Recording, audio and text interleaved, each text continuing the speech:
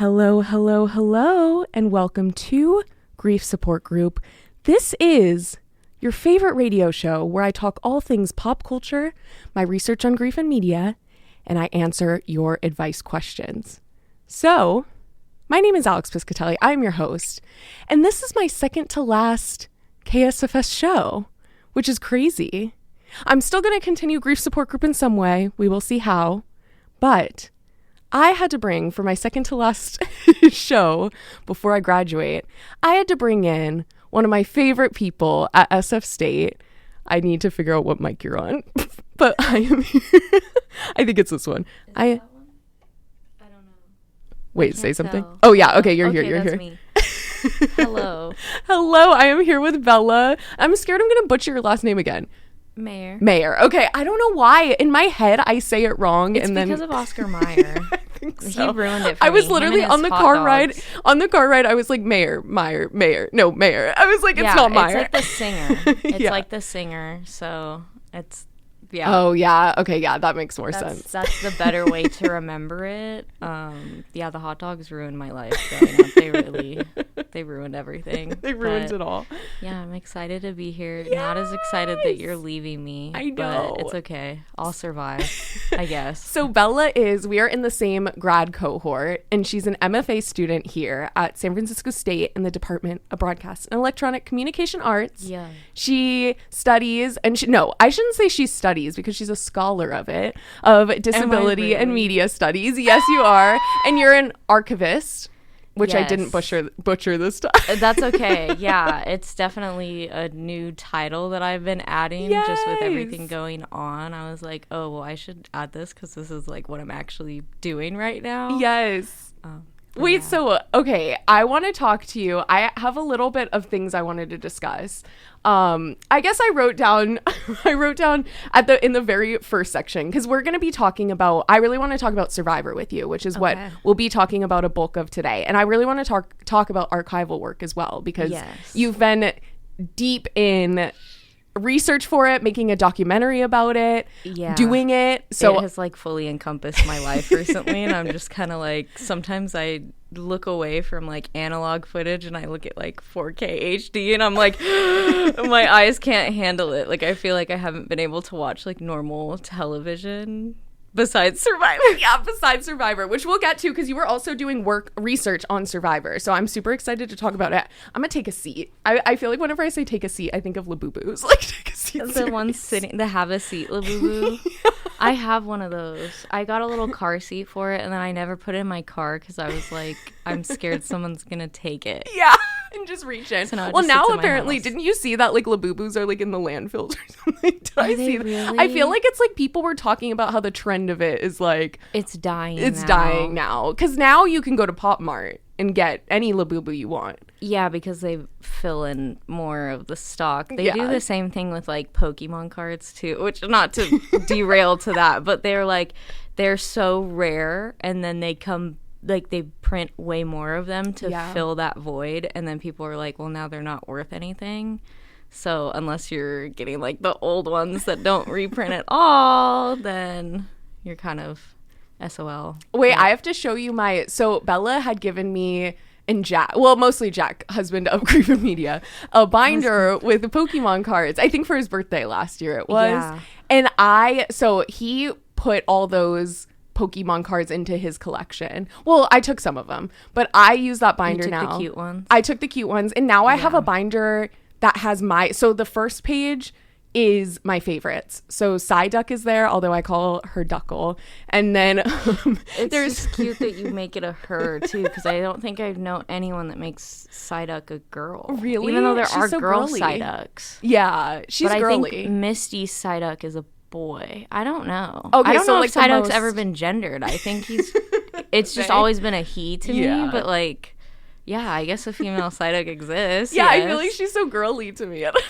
So I have with the constant headache. Yeah, it's giving literally. like girl dinner to the max of like I never feed myself, so now I have a migraine. Yeah, exactly. And it's gonna be everyone else's problem but mine. Yeah, no, that's kind of my vibe. I feel like I always have a headache. Like I have one right now. Like I genuinely have one all the time. It's just the level at which it is. Like right now it's like a manageable headache, but like it's definitely there. It's just constantly ringing in your ears like tinnitus. Literally. So have you gotten that checked out? You know what? No, but my endocrinologist did say you should wear your glasses, and I said, "Oh yeah, okay." But yeah, that would probably. I should wear mine too when I'm like staring at a screen all day. But I don't. Sometimes I do, and then I'm like, oh, but people have seen me more without them, so I feel like I should just raw dog it. I don't know. It's like glasses isn't like, for some people it's part of their brand. Like, for me, I know he doesn't wear them all the time, but Christian Hubicki on Survivor, like, glasses, he looks like him with glasses. Without glasses, it does not look like him. Without glasses, he looks kind of scary. Are we allowed to, like, give spoilers? I'm like, I don't... Oh, yeah. Wait, should we save it for the Survivor talk? Because I did want to talk about just a little before we get into our research / TV section. Yeah. I did want to talk a little bit about, can we say like our favorite memories? I want to make like this. From any, see, I would say something with Boston Rob, but I meant of us. at him. Of us with Survivor? Of the grad program in general. I'm like, I want to do like a special last, like, of the second to last show. So what would you say is a good grad school memory? I want to be able to look back on this and be like, oh, like me and Bella talking about grad school once we're like rich and famous. The day, oh my God, please. The day that we all were like, we're on medication. That was like the most humbling moment for me, especially just because I always feel so awkward, like being on like a myriad of medication always. Like that was something like, I've always just been like, oh, I have to take medication to survive. And now it's like, oh, I need medication to survive. Right. And so then hearing that everyone else was on medication, and I was just like, okay, well, I expected that from like me and Carlo. No offense, Carlo, but like I expected that from the both of us. Right. But then for everyone else to be like, I'm on medication too. And then we just started listening. Oh, yeah, there was, for those listening, there was a moment where like literally all of us, it was honestly like a month or two into the semester, our very first semester together. Like it wasn't even that. So long ago too. I know, it was so long ago. Crazy. And then all of a sudden we all were just like, oh yeah, here's because I won't say names, but someone like kind of had like a panic attack. I don't know if it was a full one. I feel like we kind of know who it was. Yeah, but what if someone's name dropped? Wait, can you see who's listening? Well, I can see who's listening, but I published this after. Oh, oops. Sorry, Carlo. I love you so much. It's nothing against you. We're in this together, okay? Well, shout out to Carlo. So someone named Carlo did have a panic attack during class, but it was fine, and we were all chill. And then, like, I think that... We've all had panic. Yeah, I exactly. sound like the Victoria... I think we've all sing. We all have panic attacks. It was just very, like, not humbling, but, like... brought me back down to earth that like, okay, we're all going through something. And I think that's something like as semesters have gone on and we don't see each other every day, that it's like I'll forget that like, okay, we're all suffering together kind of thing. Absolutely. Yeah, because it's like I feel like in everyday life you're not, I mean, you're talking about, like, people talk about mental health in everyday life, but, like, you don't necessarily see, because, like, if you work a 9 to 5 or whatever it is, like, work-wise, and then you, like, in work, people are usually more, like, composed, whereas a grad program or school in general is such a community feel that you're able to, like, feel out those emotions more. So, yeah, that was, like, my first time seeing someone, like, have a... like anxiety attack in public, like in a public space since probably undergrad. Like I haven't seen it since then really. So I feel like it was kind of nice to be like, I mean, not nice, like he had a panic attack and I'm like, oh my God, we're like, this is great, I'm not the only one. It was like, because it happened, like I feel so bad, like we're really about, just like, putting him on the spot. We're really putting him on the spot. But like I've had them too, but they've been in like the bathroom or at home, like, and for me in the car, like detour completely, like I will not do it in front of people because I'm like, oh, that's what's going to be really embarrassing. But, like, I've definitely had those moments even in the grad lounge of, like, medical emergencies where, like, people had to bring me garbage cans and things like that because it's just, like, I can't just hop up and go kind of thing. But Carlo can hop up and go. And the fact that he just sat there and just accepted his fate also was like, wow, that's a good point. Yeah, because I remember there was one time in undergrad, and I remember it was like a time when I was feeling really, really panicky, and I was sitting in Spanish class, and I was just like sitting there, and I remember I just started to feel like so like I was like, oh my God, I'm about to start panicking. And so like I just packed up all my stuff and left. Like I didn't do it in class, and that's what I do. Yeah. Or I don't know, I get kind of a heads up when it's one of those days that it's like, okay, we're on edge. And so then I just don't come to school. Or I think there was one day where I literally drove all the way to school, and on the way to school I started having one. I got to school, mind you, 2 hours before class because I was insane. And I still was like, I'm gonna go home. Like I can't do this in front of people. And I think that was like, that had to have been after Carlo's attack in public, because in public sounds so bad, but like it was just, even after seeing someone do it in front of all of us, like it was still like, oh, I don't know if I can be vulnerable with those people yet. I mean, now I do it like right now, you know, on the floor kind of thing, like in front of everyone. But I think in that first semester was a so lot. Stressful. It was a lot. So stressful. It was I feel just like next semester is gonna be, and you're not even here next semester. Yeah, for those who don't know, like the first semester, I don't know if it's this way for most grad programs. I would assume there's some sort of like intro class that's like boot camp. But we had like that first class we had to take with Camacho, who people have heard me talk about because she's my thesis chair. It's just like, she is probably, in a good way, the toughest professor I had here at SF State. Probably in my whole college. Like, she's been the toughest professor I've had. And it was just such a boot camp because you're like doing like so I don't even know. I can't even like think back to how many readings it would be a week. But like then we had to like write about it. So many. I don't think we had to write about it every week. Maybe we did actually that first semester. Was, like, not once a month, but like every other week. It was something like that. Because I feel like second semester, our like hardest class, which was kind of tying creative practice with theory, I think that one we only had to write about it but like 5 like papers, but I think they were longer. Whereas I feel like the first semester it genuinely was almost every week till we started working on a proposal. Yeah, it was pretty constant until we had like other things going on, and then it was like, okay, we'll kind of ease off of it a little bit. But we still have the briefs right now in what class is that? Like the direct experience in Becca. I'm behind on them. I need to catch up on them. But we don't have to like cite readings. It's literally just us writing about like, okay, what are we learning in like our teaching positions and things like that, which has been fun. Like I said, I need to catch up on that because I've kind of just been like going to that class, job, internship thing.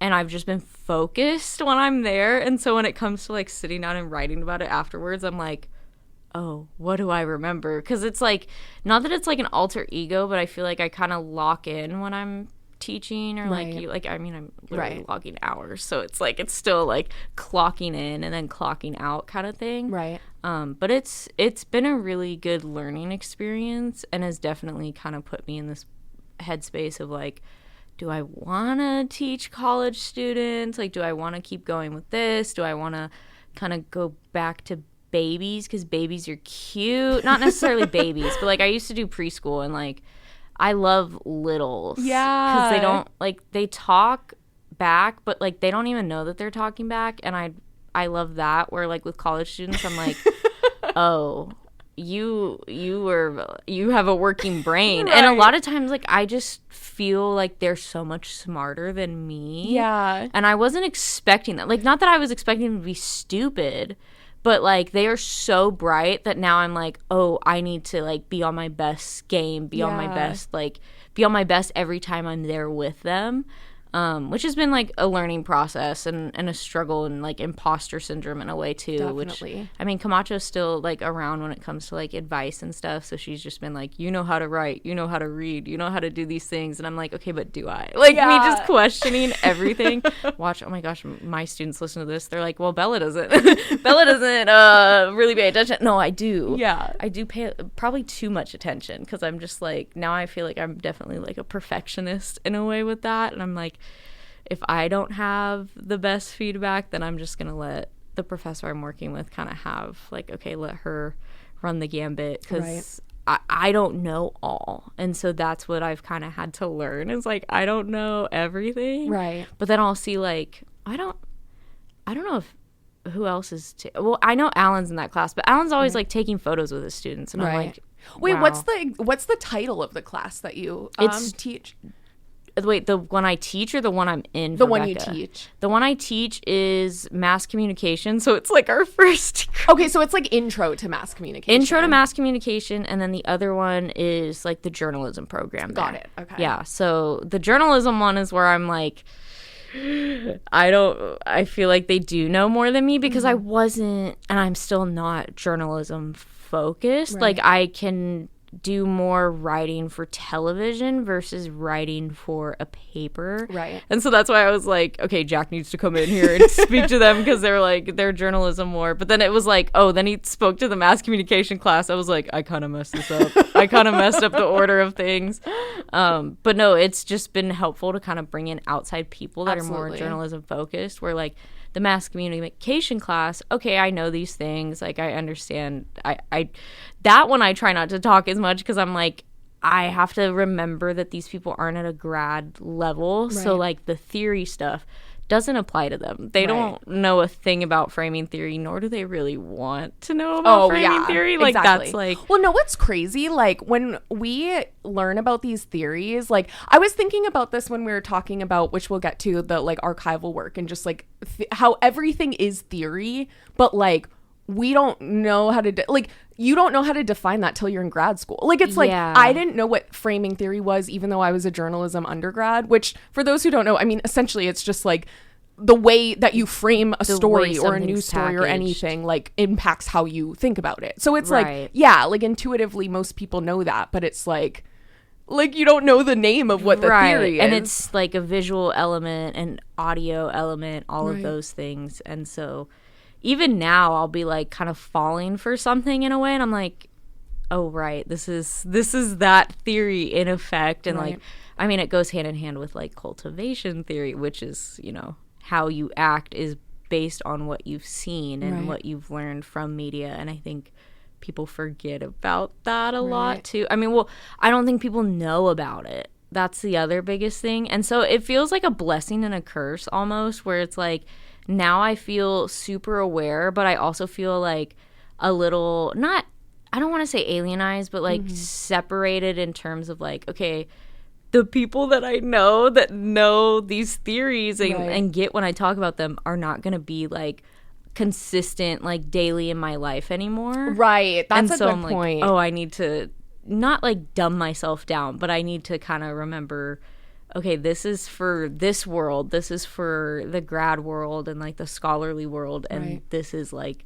the actual human understanding of it, because they're so different. They're so different, and I think that's what like I've learned the most in the teaching stuff, is that those two worlds are completely separate, and like undergrad versus grad, completely different. I mean, I learned about theory in undergrad, I guess, kind of like the more I think about it, I'm like, no, I really didn't. Like, it was almost like in undergrad, it's like we were taught those concepts, but I don't remember it being named as like, here's this theory. But it was more like we would be applying the theory while watching something and being like, well, let's talk about this like critically or whatever. But it was never like, oh, here's the theory. Yeah, I remember learning about framing theory, but it was like, and when I first learned about it, I was like, oh my, like I have been brainwashed, like da da da. And that's why when I came in to grad school, I was like, I'm ready to brainwash people. And Camacho was like, you need to chill.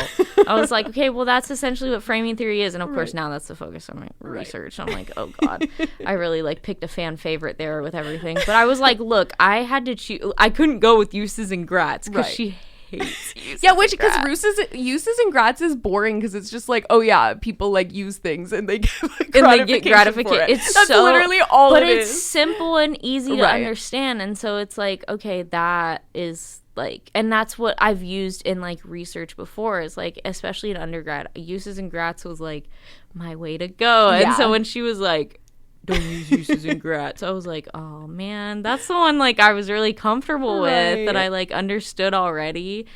Wait, I want to circle back to what you said, because I thought that was interesting when you said like the teaching college students is like interesting because it's like they have minds of their own. And I almost feel like that's why, like, I think when I said and came into this program being like, I want to teach, like, I almost feel like it's even better than I thought. Like, teaching is even better than I ever thought it would be, because I'm like, wait, this is like improv. Like, it's like improv mixed with teaching, mixed with like hanging out. You know what I mean? Like, or like mixed with like a book club. Like, it's like we're all learning from each other. And that's what I think is so powerful and cool about like being, one, in a college setting, and two, teaching in a college setting too. Like, I'm like, oh my God, I can't wait. It gets rid of like the power construct in a way, which is something I always was anxious about when it came to teaching. Right. Like, and I mean, we learned it about it in pedagogy, where it was just like, we are equal to them. Like, there is no I know more than you kind of thing, because at the end of the day, I don't. I really don't. And there's a lot of them that I think know a lot more than I do, and that I have so much more to learn.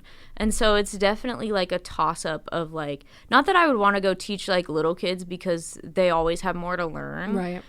I mean, yes and no. There's a beauty in that innocence in a way, but like there's still, you know, a caring nature. Okay, I care about older kids too. This sounds so bad now that I like say it out loud. No, I feel like I get what you're saying, because it's almost like with younger kids, which I don't know. I've only like volunteered like at school. Like, I've never like worked long term or anything. When my cousin was in preschool, I was like, for the summer, I was like, I'm gonna volunteer when I was like 15. So I don't know anything, by the way. Like, I'm really bad with kids. I would like be there and I'd be like, I just want to leave and get like a McDonald's sausage burrito. Like, I don't want to be here.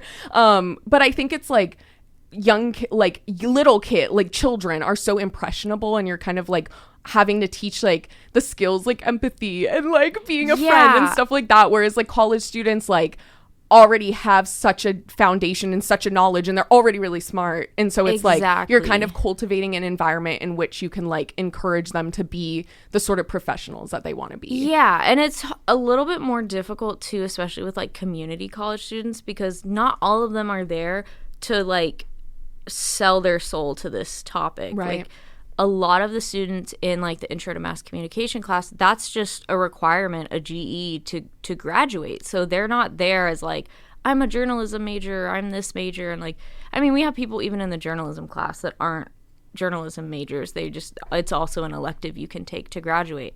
And so it's definitely different, even just in a community college setting when it's like a GE class, because I don't know, like, okay, do I need to put like all my energy into this, like, to where, you know, you're going to take this and use it in a professional setting. Right. Where like with kids, there's no expectations. Yes and no. Like with kids, it's teaching empathy, teaching more simple, like how to share and like how to be nice to each other and how to like control your feelings. And I think not that those are more simplistic, but they're more human nature based. Yeah. And it's just something that has come easier for me. And then it also just kind of goes back to like, I think walking into a room, I want to be able to, like, I already know I kind of stand out in terms of like, oh, there's a prosthetic leg there. And I feel like that would be more beneficial with little kids and them taking that through the rest of their life versus like college students and them taking it through the rest of their life. Because like you said, they've already kind of have this foundation. And not that they look at me as any less. That's like me fighting these headphones. Like, I need them to just stay. It's okay. It's not that I don't feel like they look at me as any less, but there is that still like, oh, I'm being perceived kind of thing. Where with little kids, I'm like, what? Yeah, of course, they've probably never seen someone. Like, they're still so fresh out the womb kind of thing that they've never seen this. And now that they have seen it, it's going to become like a normal day-to-day occurrence for them. So, but I haven't worked with like littles since losing my leg. So that's also another thing that I'm like, oh, I'm kind of like nervous to see how that goes, how that feels.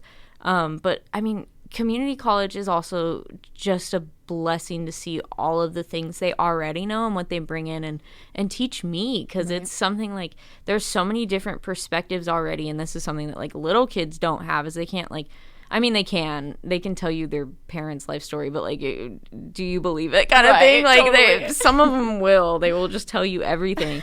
But like with community college students and anyone just older, I mean, even like with classmates here, there's even more of a story. There's life lived, and that's something that I always like hook onto because it's just such an interesting aspect. But it's definitely something that I'm like still trying to figure out in terms of like, okay, where do I want to go with this? And like, is it even teaching? Because as I get into like the archive stuff, I'm like, oh, this is important to teach, yeah, but also I kind of enjoy being in the little like Hobbit corner and getting all my footage together and like doing all these things. Definitely. Although that's also Iceland. So it's like everything's like been a toss up recently. Right. Well, I'm like, so excited. We're already at 9:40, so I'm gonna pause us. I made a playlist that's very it's our joint sleigh. Like it's very us coded. Is it really? Yeah, it really is. I'm so excited. So we're gonna play 2 songs, do a little bit of a music break, and then we'll get into a research discussion. But first, yes, we gotta begin with Ray. We are back for Grief Support Group. This is your show where we talk all things pop culture, research on grief and media, and answer your advice questions. However, Bella and I were just yapping during the music break, so you just heard a lot of songs, a lot of good ones. Sorry. Check out if you are not listening live, check out the playlist. But this is the segment now where we are going to talk about research, and I can't wait because Bella's doing really cool things. So we'll talk a little bit. I think we should start with your archival work, talk about it for a little bit, and then we'll get into Survivor. So yeah, and sorry to the person who asked an advice question. We will get you next week, or I will get you. Or we could just do it like really fast. We'll see. Like, I want to dedicate time to it because it was kind of a juicy one, or not super juicy, but I'm so sorry. I'm like teasing it too much. We will get to you next week, I swear. Now I want to know what it is. We'll offline about it, or maybe I'll like have you like give a voicemail segment, like voicemail segment of how I feel about this about the question. Okay, so I want to talk first about, can you tell me about the documentary you're working on, what you've been doing all semester in the archive room here? First of all, what is the archive room here at SF State? Okay, so our archive room, it's a little Hobbit corner. I'm kidding, it's not a Hobbit corner. I always say it's a Hobbit corner because it has no windows, but that's also the grad lounge. Yeah, so like, that's many rooms. Many rooms that it's also the tutoring center. Yeah, the tutoring center doesn't have windows either. That's just why people don't go to these places, because there's no windows to see outside. The archive is right now where we store everything archival for the department. We do get a lot of like non-department things, which is what we're kind of going through and like having this specific criteria of like, okay, we want stuff focused on the Becca department and the history around that. So it includes a lot of video and audio tapes, a lot of older, like when people are like, oh, I have a record player. Like, okay, we're talking about records, we're talking about open reel, we're talking about just me trying to go down the line of like, okay, what tapes do we have? We have beta tapes, U-matic tapes, which right now our U-matic player isn't working. Don't ask questions about that. It's like, it depends on who you ask of who broke it. We'll say Zach. But it's, we're all in this together. So it's not that the machines are bad. They're old. They're all really old. So we're working with older material. U-matic for the documentary, a lot of them have been VHS just because the beta tape player, and then obviously the U-matic is now broken, but the beta tape player is also very moody when you put tapes into it, so it's like a whole different process. But yeah, so most of the stuff for the documentary has been through VHS, which is obviously really nostalgic to kind of go through. Right now, the stuff we've mainly gone through is like all of the stuff that Dr. Connie has brought in. So it's a lot of U-matic tapes that we now can't play. Wait, so what is the most, like, I don't know if this is a dumb question, but like what form of like thing of media is easiest to like keep, like, you know what I mean? Because I know you have talked about how stays around the longest. Yeah, because I know y'all have talked about how like time is an issue, because it's like you want to archive this stuff before time runs out, before they're no longer good, because I know like dust and yes. even just like humidity in the air can affect it, right? Yeah, so, which in San Francisco is definitely not helping us. And if you go in, you'll see there's like a dehumidifier running to kind of keep everything that's in there as safe as possible. And a lot of the stuff before it came to us wasn't in a dehumidified room. It wasn't like taken care of very well. I mean, I think Dr. Connie had his in like a garage. They were stored somewhere safe. But a lot of times it's physical media, so because it's not digital, over time it degrades, and like parts and pieces, that's not like as much in my wheelhouse. That's more like where Zach has the knowledge. And Zach's another student who works in the archive room? Yes, it's me, Zach, Nia, and then Lyle's also in there. I should say Lyle first, because it's like his master's research. He's a fellow MFA student, and then Zach and Nia are undergrads. And then obviously I'm an MFA student. So we're all kind of working together. It's like Lyle's little baby in a way of all these tapes, and finding a way to digitize and store these physical tapes, these physical media, analog media, things like that. We don't do like film, celluloid, that kind of stuff, just because that is like a whole different machine, a whole different ball game, and they are working on that in the library. I believe there's someone for that. I don't know exactly, but basically as time goes on, and I mean, you see it with your own tapes that you may have like at home from your childhood. We'll use VHS for example. There's a lot of outside factors that make it age with us in a way, and so what ends up happening is as time goes on, the tapes will become a lot more flimsy, a lot more, like for audio they call it like sticky. You'll kind of see them like rip apart. They're just really, really, I don't want to say tender. But I mean, you have to treat them really tenderly, and they go through a pass through the machine of, you know, if anyone remembers having to rewind a tape. Oh my God, you yeah. Still have to do that. I mean, now archiving and everything is in real time. So when you're watching it back and digitizing it, it's also all in real time. And so that's been a huge time consumer. But back to just the way everything ages and the way it was built back then, it wasn't to keep it long term, to make it that work. It's all very just degradable material.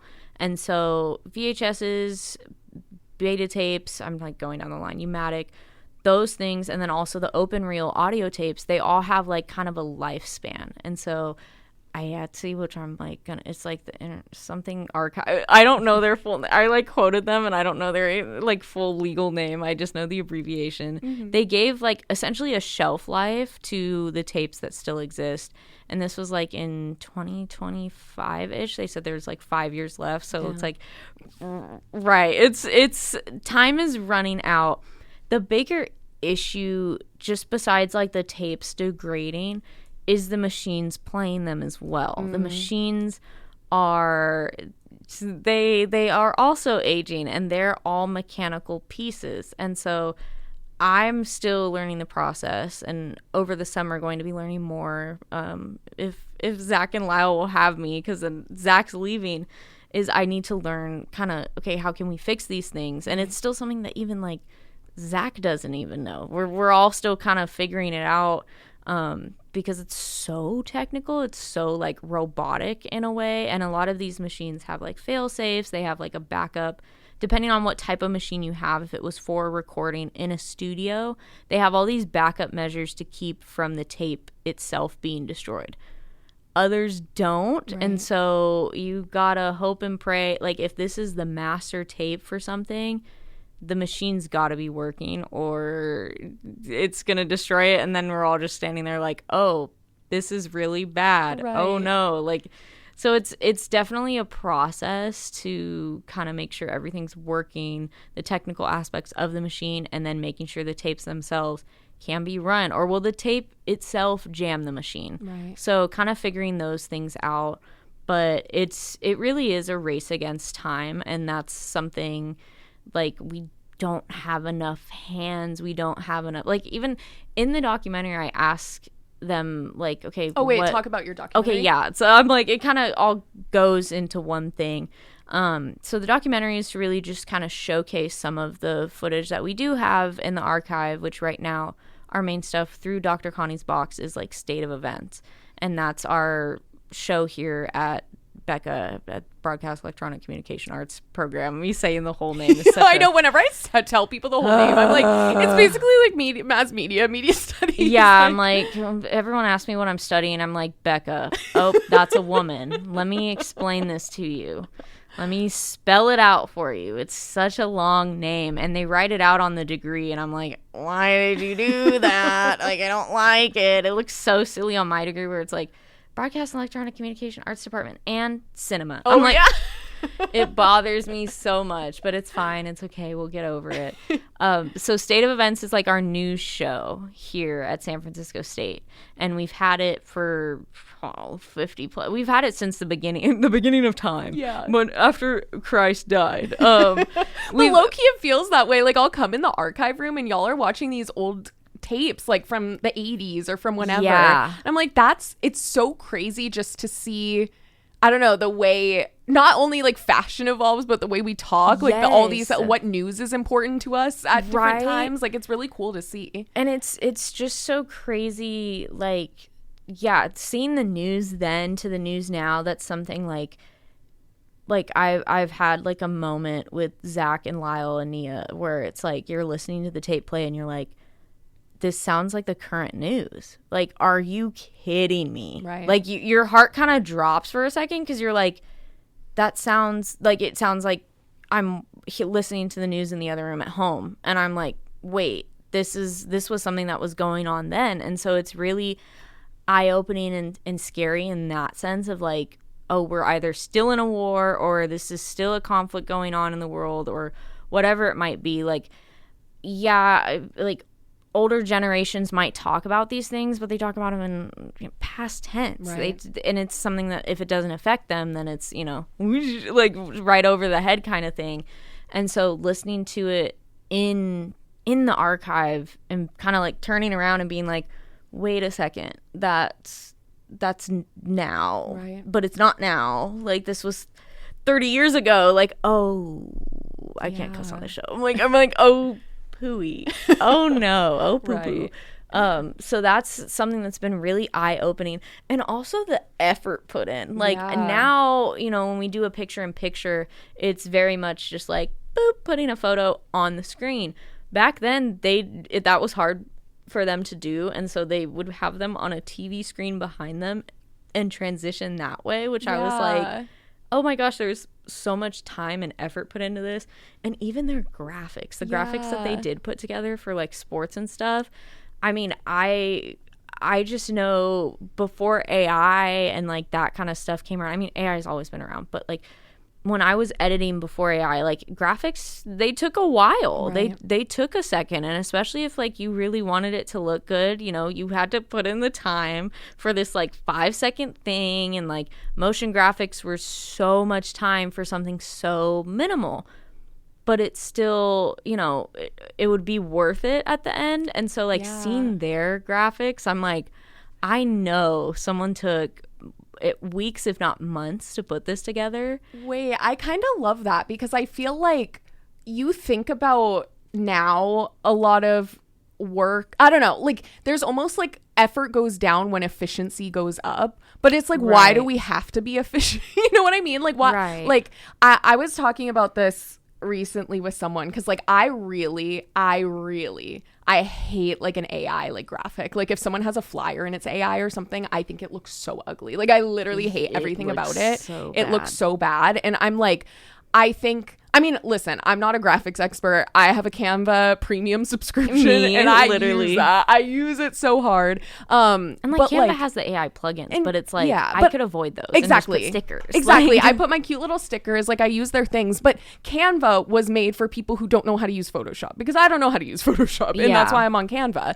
And it's just like, there's already tools that were made for efficiency, but like we're trying to get more and more and more efficient, but it's just getting less personalized. Like if someone has an AI graphic, like that font is used in every AI graphic. Like we can tell, and it looks the same, ugly. Like, person, yeah, it's just like you're not taking the time to like learn a new skill. Again, not that Canva is like whatever. I'm not trying to be like, oh, I'm a designer because I'm not a designer. That's why I'm on Canva. But like, I feel like it's like taking the time to intimately sit with like the thing that you want to put out there and that you're creating, and like, don't you want to take pride in that? I don't know. It's just like, yeah, it's like the only way we get better at doing these things, because I get the impulse to be like, I'm bad at graphics, let me do an AI graphic. But like, I feel like, and I only like fixate on the AI art because it's like, I personally, it's really hard for me to tell if like writing is AI or not. I just trust that people are using like normal writing. You. Yeah.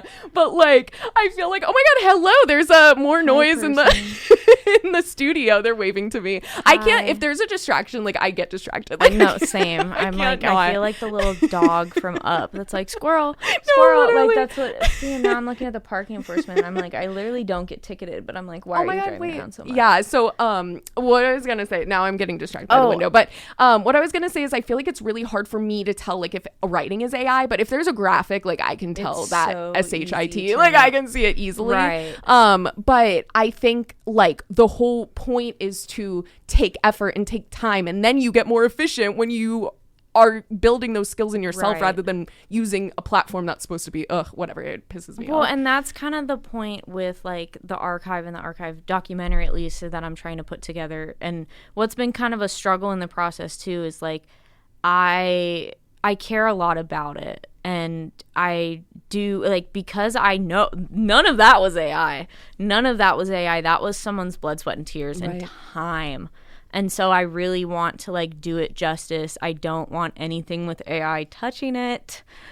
Even like the script, I'm like, no, get this away from me and my child and like Lyle's child. And okay, it sounds like our child, but like Lyle, I'm not having kids with you. I'm sorry. Wait, I love that because a 4-person baby. Because you mentioned that earlier about it being like Lyle's baby and your baby and all these things. Like, and I was just reading a book for class. It's called The Power of Now. Actually, I had issues with it. I don't like that book. It was just about like it was just like, do you suggest it? Never mind. I don't recommend it. Never mind. It was just about like mindfulness and enlightenment or whatever, which like I think you can reach in chaos of life. I don't think you have to be separate from your thoughts, which is the premise of the book. But anyway, in the like opening chapter, because it was like a new edition one, this author had written like, oh, this is my baby. And like I think it's kind of cool how like our creative art, like, because it's a derivative of us, right? Like it's something we create, and like to have ownership over that and be like, wait, this is my child, like I produced this. Like I think there's so much pride in that, and I think it's like cool that archival work allows that to continue on, and like other people 50 years later can like see the work and the blood and the sweat and the tears that you put in. Well, and it's really interesting too, like watching the people on screen and then looking them up and being like, oh, this is what they do now. Like they do this for a living, or they don't do this and they're in something completely different, which I'm like, why did you go a completely different route? Because you were really good in front of the camera. I mean, even it just is so like, okay, yeah, someone could go and drop bars right now and like go off, okay, Megan Thee Stallion, like all of that kind of stuff, but you don't see it as much. Like at least I haven't seen someone like come on state events in the last year and be like, invite a guest on and then be like, oh, you know how to be. This is 2004. They did a show and they brought on these. It's so MTV coded. Like, it is. Love that. So I really am like, the urge to put the full clip in the documentary, even though it would take like 2 minutes. I'm like, I just want everyone to hear this. But they do, like, they have guests come on and dance. Da da da. Great. They play a whole copyright song because they were on TV back then, and that didn't exist, I guess. I don't know about copyright laws. I should look into them more. But you can't be an expert in everything. I can't be an expert in everything. No, I just know that like I have the 10-second max on YouTube and things like that. So that's why I'm also like, I can't put this whole thing in because they're like dancing to Sierra and like Goodies or something. But they're dancing, and then the host comes back out and he's like, I heard one of you can beatbox. And then the girl steps forward. She's like, yeah, I can beatbox. He's like, give me a beat. I want to do like a little, like it was so, also like camp rock coded. Like I was kind of like, what's going on reminds me of Janet Jackson. What's the Janet Jackson song where she's like, give me a beat? Is it Rhythm Nation? I think so. I forget. It's in that album. Yeah. Yes. No, it was literally that just set up. And like, he just goes. He just beginning to, and I'm like, either you practiced this, you knew this, or like I don't know. And he looks so like MTV The Challenge coded too. Like he has a goatee and everything. I'm like, what is going on? It's so 2004. And I was like, I just need a clip for the 2000s. That's all I need. And then I get really distracted and I'm like, why is this guy just going with a flow right now? Like, but they put so much time and effort into like these shows and showcasing like their talents, other people's talents. I mean, there was a lady on there making ornaments and I was like, yeah, that's how you make a glitter ornament. Like, okay, 30 minutes for a 5-minute task. Let's go. Like it makes you really stop and think. And that's something like I've noticed with the archive is that you're really just like, you're in the moment. You have to live with the now. And it's not like an immediate, the uses and grads it's not immediate. It's absolutely not immediate. And so it's kind of turned like the documentary into something where I'm really just like hyper focused on giving that praise to those people that created all that stuff. And like now there's like people coming to the little documentary fest like from other departments and I'm like, oh my gosh, there's so much like it's like good and bad. Like I want to like make sure I put like all my effort and time into this, but at the same time I'm like, I really don't want to mess this up too. So it's kind of putting me in like a little bit of a chokehold and like, okay, I'm going to do these edits, I'm going to do this, I'm going to do that. But I also, have to give way to like my creative process too. And, taking people's feedback and being like, okay, this is what I want to put into it. This is the final product I want out of it. And definitely just being able to just share the work that's been in this department is something really exciting. I'm really excited to kind of show, especially like the professor that brought in all the stuff. Like, hey, look, people still care about this because it's like he initially left, like, I mean, he's coming back, yay, but like he left for a little bit because he just couldn't stand teaching a class, looking up and everyone being on their phones, and that was something like he shared with me and I was like, that does suck. That like being on your phone is one thing. I'm definitely like a Pokemon Go child, so like I get that, but like Professor Oak literally says it. There's a time and place for everything. Yeah, and there is not. Me just quoting a Pokemon. No, I think it's so true. And I want to move on to our next segment. But yeah, I think it's so true. And I think there's so much fear of putting creative work out there. And I think that has to do with like efficiency now and things like coming together so easily, but then also like things being, like you go online and you go on your phone and you see like so much SHIT. I keep wanting to say because no, I know I keep going to say bad words, but like I feel like you see so much of that online, so it can be very scary to be vulnerable and try. AI. You see people using AI and succeeding and like actually doing good, and you're like, then what's the point? Like, do I fight fire with fire? Do I bring in AI? Do I like, and then you like start second guessing yourself and like questioning, like, I mean, it's had me question like being in this field, because obviously like editing takes a lot of time, and that was kind of like my bread and butter coming into this program. And now I'm like, I don't think I can survive as an editor. Like the motion graphics thing, that already went out the window because it's so much easier now. And so it's like, oh, if people can like cut out their PNGs all they want, and like background remover, and like people know how to just do this off a whim now. It's like, I went to school for this.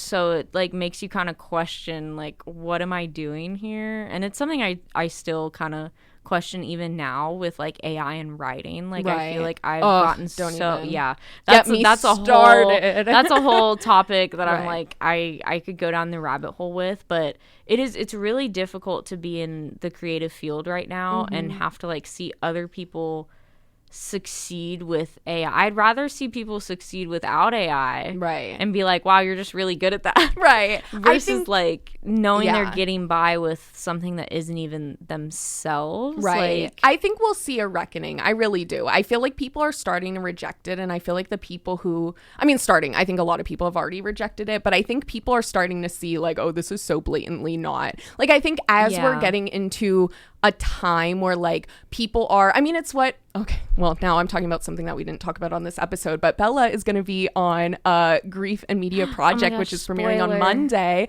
Spoiler. But we did talk about, which I don't know if it'll make the final edit. Shout out to Jack.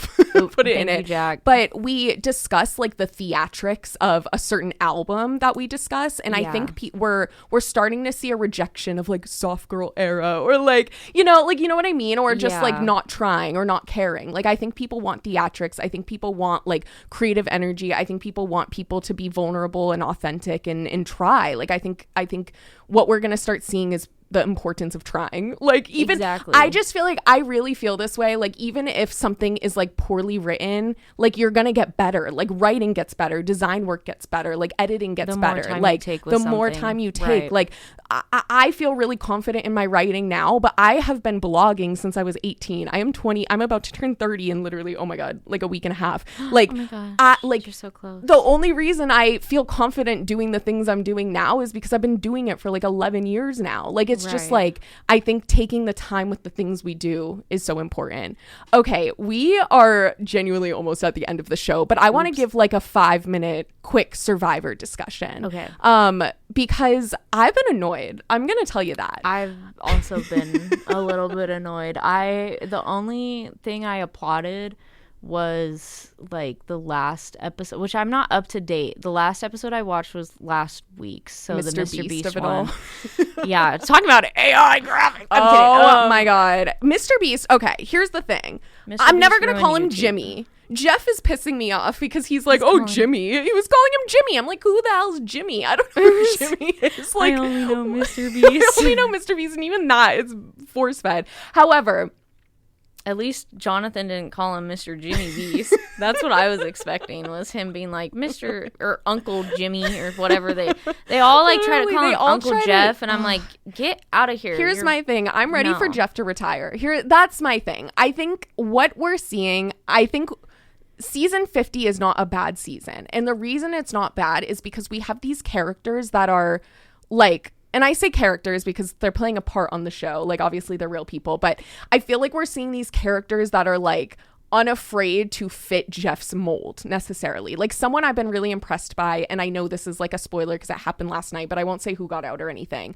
But there's this moment where they're discussing, because the previous episode, the Mr. Beast episode, which actually it wasn't that bad of an episode. I thought it was going to be I thought it was going to be worse. Yeah. I keep saying Zach Bryan because I'm like mixing together Zach Brown and Luke Bryan, but like that one was Zach so Brown bad. Was like, But so they got, in the Mr. Beast episode, they got their love letters from home, and there's this segment in last night's episode where Ozzy is talking about his letter he got, and it was from his mom, and his mom talked about his dad, and Ozzy was talking about, because his dad had died like 8 years before or something in the last like 10 years, and in Ozzy's first season when he was in Final Tribal Council and lost, he had talked about I think someone had asked him like what like personal experience or something, what has been hard for you, and he talked about how him and his dad like aren't close, and his dad wasn't really a dad to him.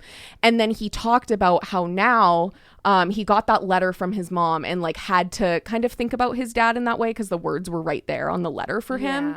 And he was discussing how just like he was really hard on his dad, like how his dad lived in another country, and like the way he was there for him wasn't like a traditional way of necessarily being there for a kid, but like he really appreciates his presence. And his dad's name's Oscar, like they have the same name, and you know how in the beginning of the season, name is Oscar. I think, didn't he say he wants to play like Oscar? I think that's his name. And so he had said that in the beginning, and then he was talking about how like when I said that, it's like I want to play like my dad. Like my dad was like this like joy to be around, and everyone loved him, and I'm trying to really like be less mad and be more like around the people. And I think Ozzy's done a really great job of that. Like I have loved Ozzy this season. He's been one of the best.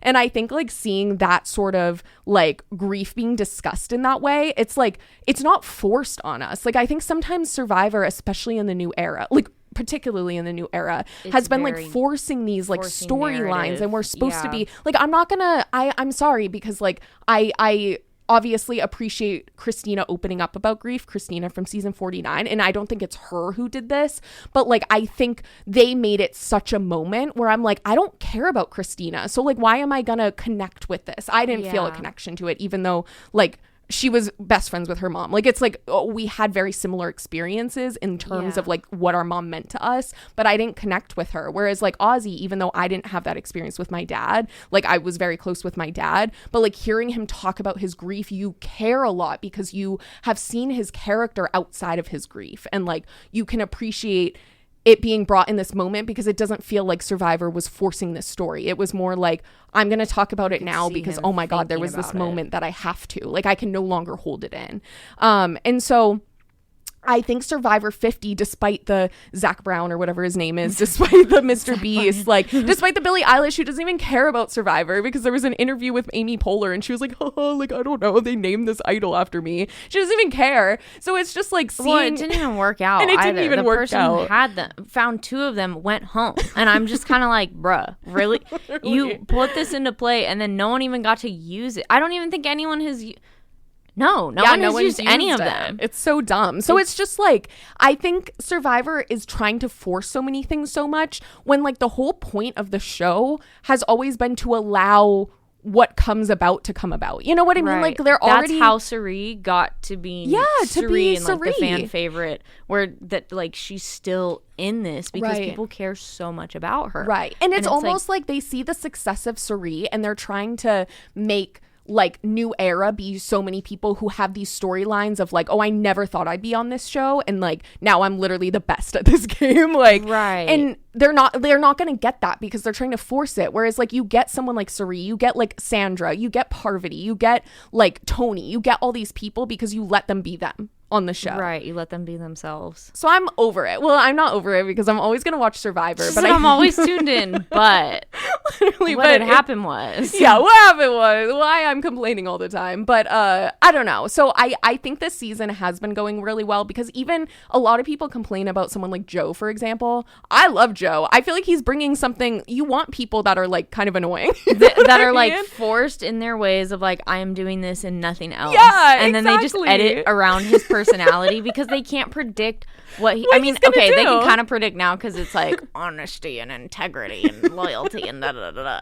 But like it's not like even Coach, he dare was, I say, just like fed into... He was feeding into it. And it was just like, you're not the guy I knew. Right. Like, which I don't know any of these people in a non-parasocial way. Right. Like, I don't know these people, but like, it's also how we got the people in season 50 that we got. Like, I feel like they picked the people that were very much like unique. Christian, unique.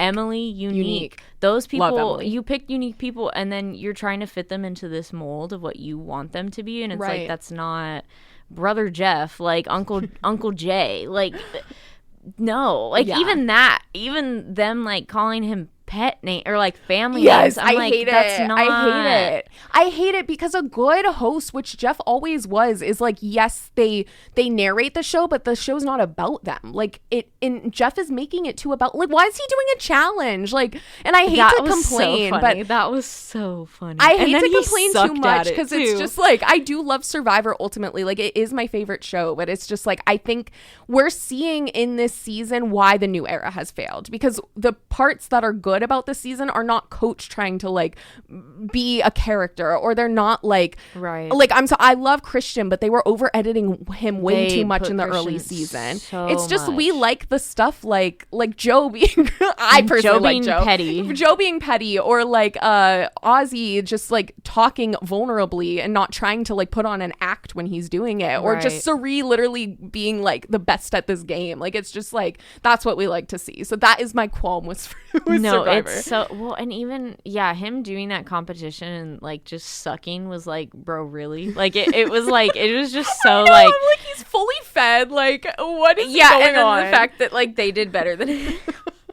was so funny like, to what watch. Did you think? It's so annoying. One, they tried so hard against him too that it was just like, there were people that were like, I'm gonna beat Jeff and then that's it, that's all I need to do. And I was like, okay, but you still need to like stick around and try, bro. Literally. Like, you're on the show, you might as well attempt. I don't know.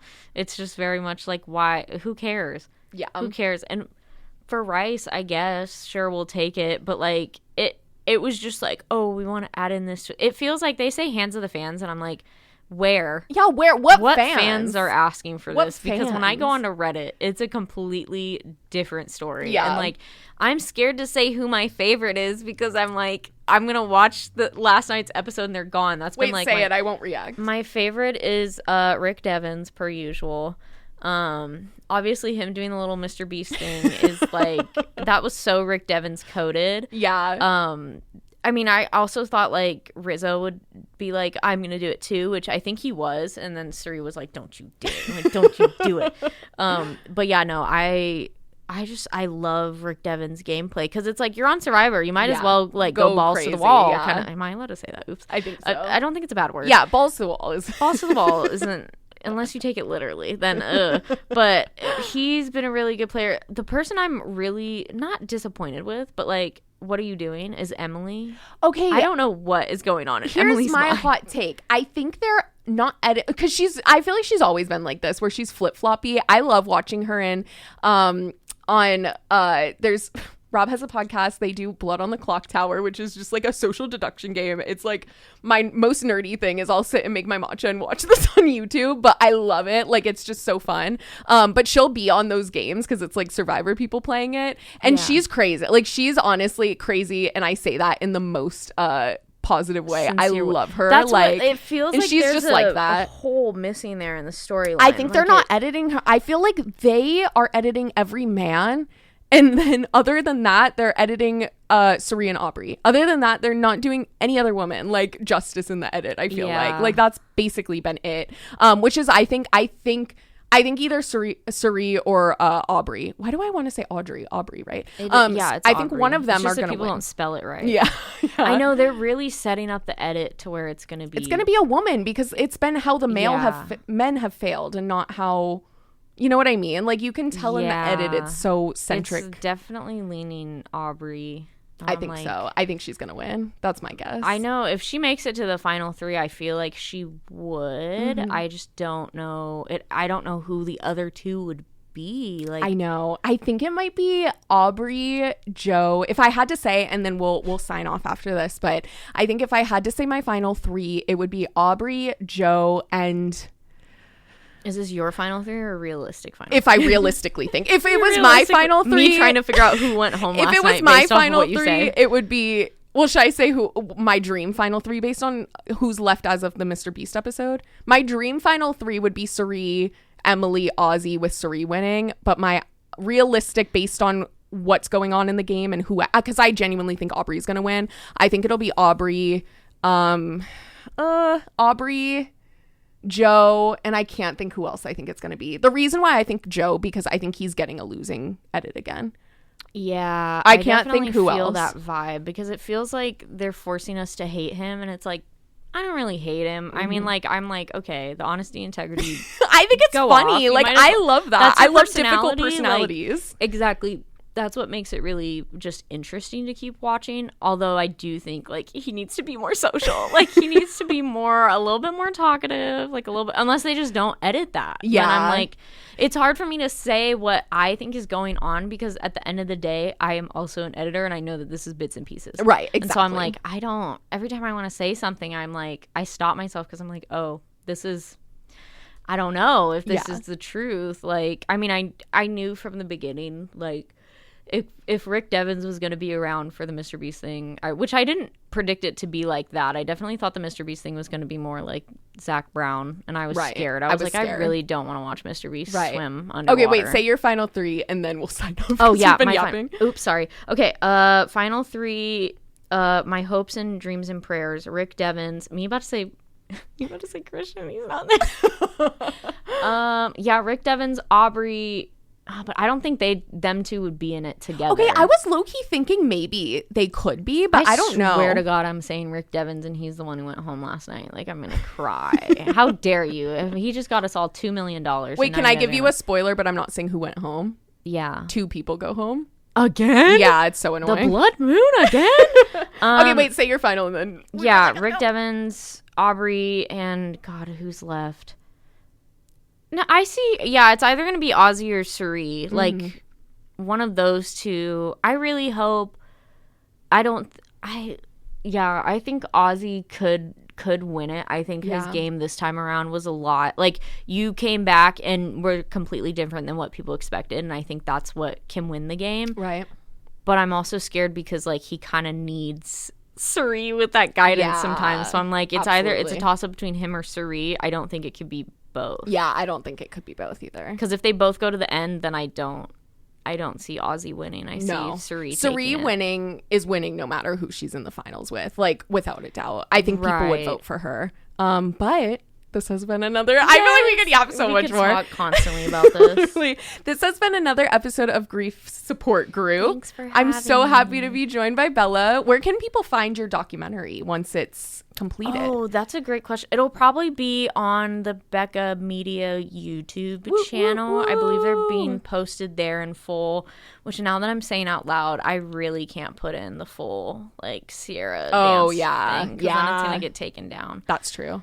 Ooh. Well, be on the lookout for that, and then also be on the lookout for go to griefandmedia.com or subscribe on YouTube at Grief and Media, because Bella's Grief and Media Project episode is coming out Monday. I'm next. I feel so excited, so honored. Yay! I'm so excited. Well, thank you so much for being on our radio show Thanks today. for having me. This has been another episode of Grief Support Group. I'm your host, Alex Piscatelli. We will see you next week for the final in studio one. I will leave you off with a song. No, I'm just gonna log off. Bye, everyone. I'm just gonna run away now. See y'all.